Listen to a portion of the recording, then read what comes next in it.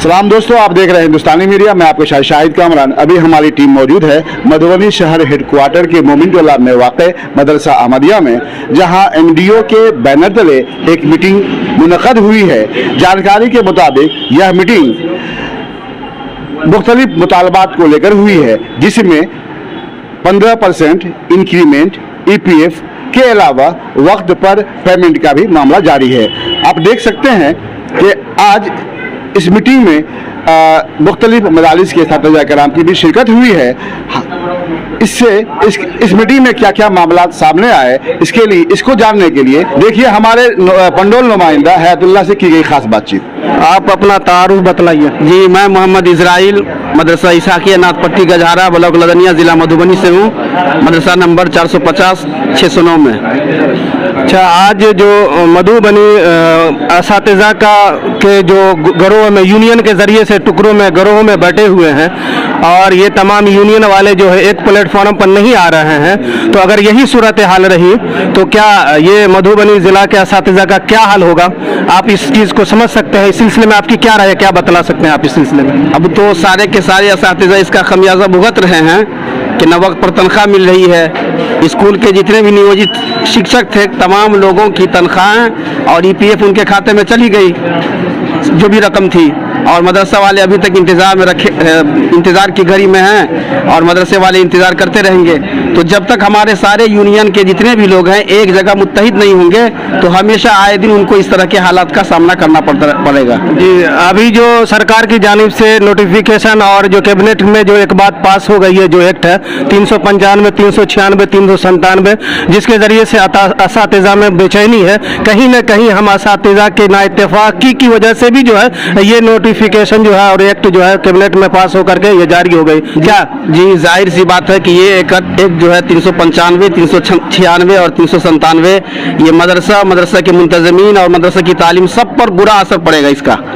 और यही वजह है कि हमारे जो मुखालिफ अनासिर हैं इसकी भरपूर कोशिश कर रहे हैं किसी तरह से इस तरह के कवानीन को ला करके मदरसे की तालीम को बिल्कुल जो भी हो रही है उसको खाकसर कर दिया जाए। इसलिए सबसे पहले हमको हमारे जो MDO वहाँ वो इंतज़ार में लगे हुए हैं और टोह में लगे हुए हैं, और उनके जहाँ तक उनकी अंत तक कोशिश हो रही है कि किसी तरह इसको कामयाब बनाया जाए, नाकाम किया जाए सरकार की इस चाल को और इस सरकार के इस नीति को रोक दिया जाए। तो इसके लिए हम तमाम यूनियन को और तमाम असातिज़ा किराम को एक जगह मुत्तहिद होने की ज़रूरत है। मधुबनी ज़िला में अक्सर असातिज़ा की परेशानी और शिकायत ये रही है कि वक्त पे तनख्वाह नहीं मिल पाती, EPF की कटौती होने के बावजूद उसके खाते में नहीं गई है, एरियर वाला मामला है। तो कहीं ना कहीं यूनियन के अंदर जो है नाइत्तेफाकी होने की वजह से ही जो है ये कमजोरियां आ रही है और ये वक्त पे तनख्वाह या EPF वगैरह का जो मामला है ये दुरुस्त नहीं हो पा रहा है। क्या इस सिलसिले में आप क्या कहना चाहते हैं? जी, सारे के सारे मसाइल हमारे इसलिए आ रहे हैं कि हम लोग कई जगह बटे हुए हैं।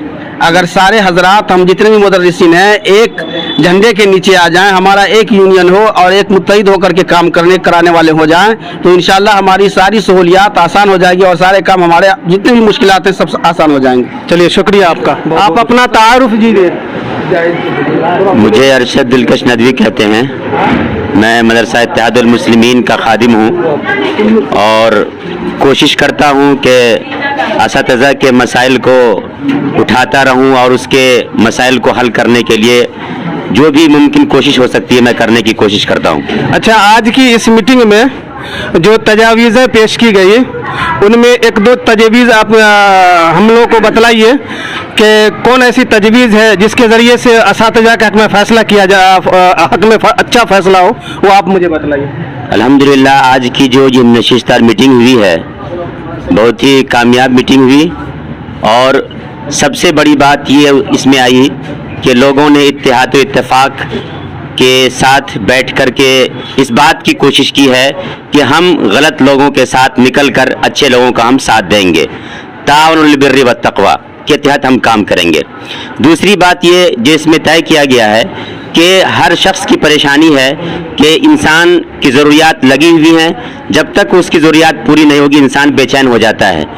तीसरी चीज़ जो सबसे ज़्यादा इस मीटिंग के अंदर फोकस किया गया है वो हुकूमत ने जो एक्ट नाफिज किया है, जो कानून पास किया है 395, 96 और 97, ये तीनों एक्ट मदारिस के हक़ में اور جو مدارس اسلامی قلعے ہیں اس کے حق میں بہت زیادہ مضر ہے، اور یہی نہیں بلکہ سمجھ میں یہ آ رہا ہے کہ مستقبل میں مدرسہ نیست و نابود ہو جائے گا اور اپنے وقار کو کھو دے گا۔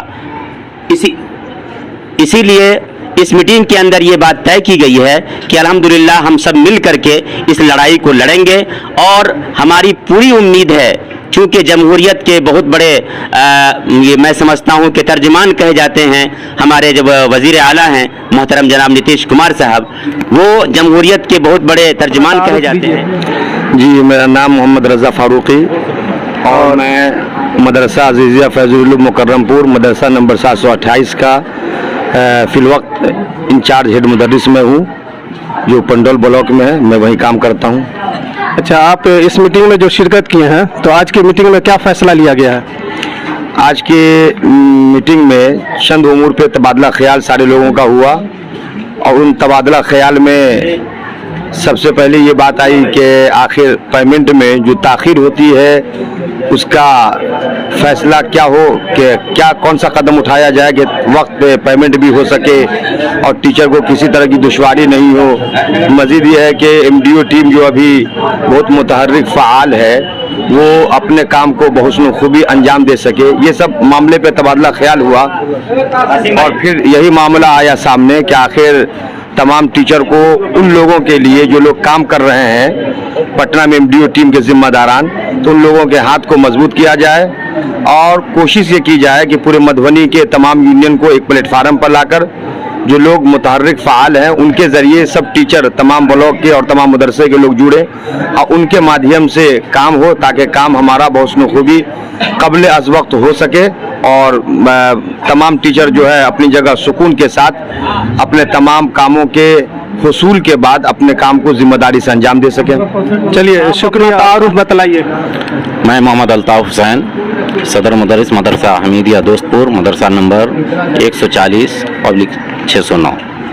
آج کی جو یہ میٹنگ ہوئی ہے تو اس میٹنگ میں کن کن ایجنڈوں پہ گفتگو کی گئی اور کیا کیا لائحہ عمل تیار کیا گیا ہے؟